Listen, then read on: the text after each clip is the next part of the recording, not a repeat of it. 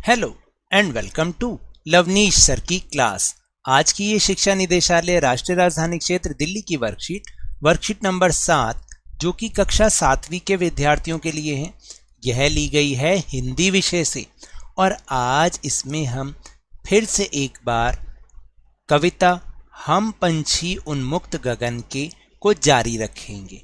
तो चलिए बिना समय गवाए शुरुआत करते हैं मेरे साथ और समझने की कोशिश करते हैं। तो देखिए यहाँ पर बहुत सुंदर सी चिड़ियाओं को दिखाया गया है जो कि खुले आकाश में आज़ाद होकर एक पेड़ की डाली पर बैठी हुई हैं। तो प्यारे बच्चों, अब आप यह तो जान ही गए होंगे कि पिंजरे में बंद पक्षी को कैसा लगता है।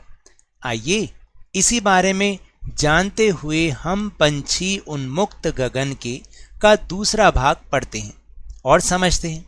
यह कविता शिव मंगल सिंह सुमन द्वारा रचित है, यानी कि इसके कवि हैं शिव मंगल सिंह सुमन जी। तो चलिए देखते हैं कविता। देखो पहले हम कविता को समझेंगे।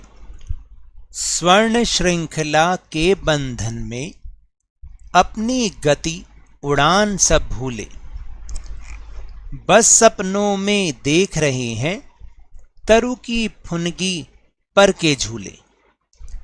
फिर से एक बार समझे। स्वर्ण श्रृंखला के बंधन में अपनी गति उड़ान सब भूले, बस सपनों में देख रहे हैं तरु की फुनगी पर के झूले।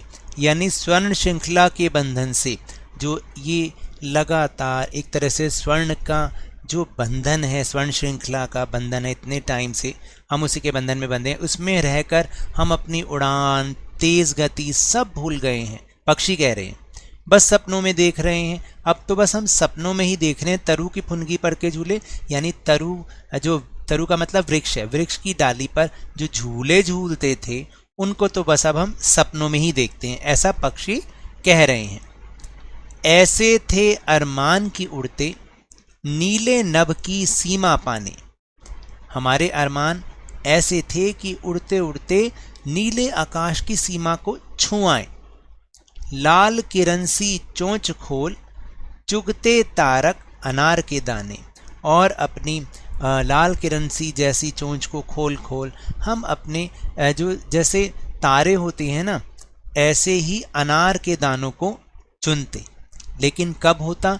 जब हम आज़ाद होते, किसी पिंजरे में ना होते। तो ये एक पक्षी की, जो पक्षी पिंजरे में रहते हैं उनकी व्यथा है, वो अपनी व्यथा को सुना रहे हैं। तो चलिए अब हम चलते हैं अपने प्रश्न उत्तर की ओर। पहला प्रश्न है कि आपने कभी किसी पक्षी से मित्रता की है? सोच कर लिखें। तो देखिए यहाँ पर मैंने अपना सुझाव लिखा है, आपके जो एक्सपीरियंस हो आप वो भी लिख सकते हैं। जैसे मेरी मामी जी के घर में एक मिट्ठू तोता था, मेरी उससे मित्रता हुई, वह मुझे बेहद प्यारा लगता था। फिर इसके बाद है प्रश्न नंबर 2, पिंजरे में बंद पक्षी बाहर के लोगों के बारे में क्या सोचते होंगे? जो पिंजरे में बंद होते हैं ना पक्षी, वो जब बाहर आते जाते लोगों को देखते होंगे तो क्या सोचते होंगे, वो लिखना है आपको। देखिए पिंजरे में बंद पक्षी सोचता होगा कि कब कोई आए और उसे इस बंधन से मुक्त करे। वो सोचता होगा कि एक दिन जरूर आएगा जब वो भी बाहर खुले आसमान में उड़ेगा। फिर तीसरा प्रश्न है कि आपके आसपास कौन कौन से पक्षी आते हैं, नाम लिखिए।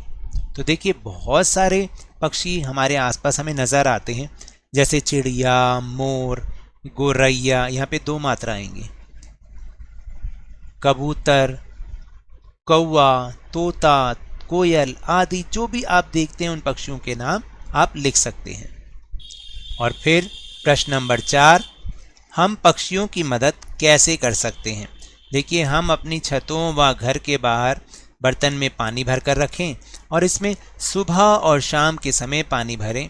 साथ ही आसपास दाना डालें जिससे कि गर्मी में प्यास लगने पर पक्षी अपनी प्यास बुझा सकें और खाना खा सकें या दाना खा सकें। तो ये तो थी आज की वर्कशीट। अगर मेरे इस तरह समझाने से अब आपको समझ में आने लगा है तो इस वीडियो और चैनल को लाइक कीजिए, कम से कम 1000 लाइक तो ज़रूर दीजिएगा। सब्सक्राइब कीजिए और शेयर कीजिए और जल्दी से जल्दी अपने इस चैनल को 50K यानी 50,000 तक पहुंचा दीजिए।